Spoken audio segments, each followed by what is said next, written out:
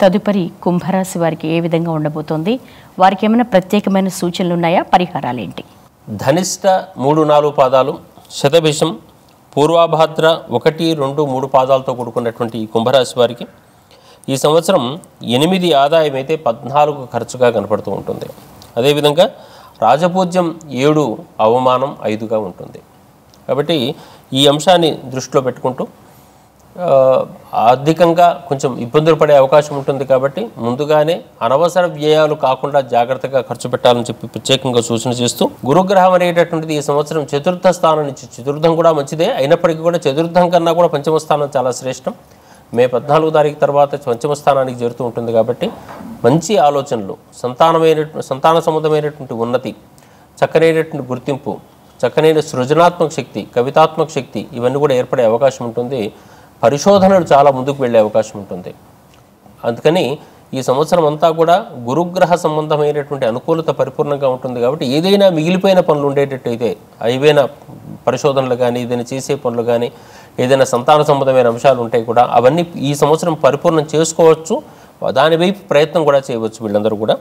కుంభరాశి వారికి ఈ సంవత్సరం శని ద్వితీయ స్థానంలో సంచరిస్తూ ఉన్నాడు. వీళ్ళకి ఇంకా ఏలినాడు శని పరిపూర్ణంగా కాలేదు. గత 5 సంవత్సరాలుగా అనుభవిస్తున్నటువంటి వ్యవహారం. కాబట్టి ఇది పూర్తి అయ్యేటటువంటిది తర్వాత వచ్చే 2.5 సంవత్సరాలు.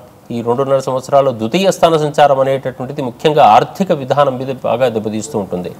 ఇంతవరకు దాచుకున్నటువంటి ధనం అంతా కూడా నెమ్మదిగా శూన్యమైపోతూ ఉంటుంది. చేతి నిండా ధనం కనిపించకపోయినా పర్వాలేదు, కానీ మొత్తానికైతే దాన ధర్మాలు చేయకపోయేటట్టయితే ఇబ్బంది ఏర్పడుతుంటుంది. కాబట్టి దాన ధర్మాలు బాగా చేసుకుంటూ అనవసరంగా వ్యయం కాకుండా జాగ్రత్తలు తీసుకుంటూ ఉండాలి. అదేవిధంగా శనికి జాగ్రత్తగా ఏలినాడు శని అనగానే వచ్చేటటువంటి లోపాలన్నీ కూడా పరిహరించుకోవడం కోసం యోగా ప్రాణాయామాదులన్నీ కూడా బాగా చేసుకుంటూ ఉండాల్సిందే, నడకలు బాగా చేయాల్సిందే. ఆ తర్వాత కుంభరాశి వారికి రాహువు ప్రస్తుతం ద్వితీయ స్థాన సంచారం ఉంది. ఇప్పుడు మే 18 తర్వాత లగ్న సంచారానికి వస్తుంది. ఈ రాశిలో సంచరించేటువంటి రాహువు వల్ల ఆలోచనా క్రమం లోపల చాలా వైవిధ్యమైనటువంటి ఆలోచనలు వస్తూ ఉంటుంటాయి. కాబట్టి తమకు ఉండేటటువంటి ఆలోచనలు కొంచెం జాగ్రత్తగా నియంత్రణగా మార్చుకుంటూ బహుముఖమైనటువంటి ఆలోచనలు ఏకోన్ముఖంగా చేసేటటువంటిది, from multiple thoughts to we lead single thought అంటుంటాం. ఈ బహుముఖమైన ఆలోచనలు ఏకోన్ముఖం చేసే సందర్భాల లోపల దైవధ్యానం అనేటువంటి ఒక నామాన్ని పెట్టుకొని ఆ నామమే నిరంతర నామస్మరణగా మార్చుకుంటూ ఉండేటట్టయితే, ఆ పారాయణం కానీ జపం కానీ నిరంతరం చేస్తూ ఉండేటట్టయితే ఈ అనవసరమైనటువంటి ఆలోచనలు చేసి మనసు అంతా ఇబ్బంది పడేటువంటి అవకాశం నుంచి దూరం కావచ్చు. కుంభరాశి వారికి ప్రస్తుతం అష్టమ స్థాన సంచారంలో ఉండేటటువంటి కేతువు ప్రస్తుతం సప్తమ రాశిలోకి మారిపోయే అవకాశం ఉంటుంది. కాబట్టి తన గురించి తాను జాగ్రత్తలు తీసుకోవాలి. సమాజం గురించిన విషయంలో కూడా వాళ్ళ ప్రభావాలు తమ మీద పడకుండా కూడా జాగ్రత్తలు తీసుకోవాలి. సోషల్ రిలేషన్స్ విషయంలో కూడా ఒక నిస్సార స్థితి ఏర్పడుతూ ఉంటుంది. కాబట్టి తామే ఎదుటి వ్యక్తిని పరిశీలించడం, మాట్లాడించడం ఒక రాముడి లాంటి స్థితి. స్మిత భాషని, హితభాషి, పూర్వభాషి అని రాముడికి పేరు అనమాట.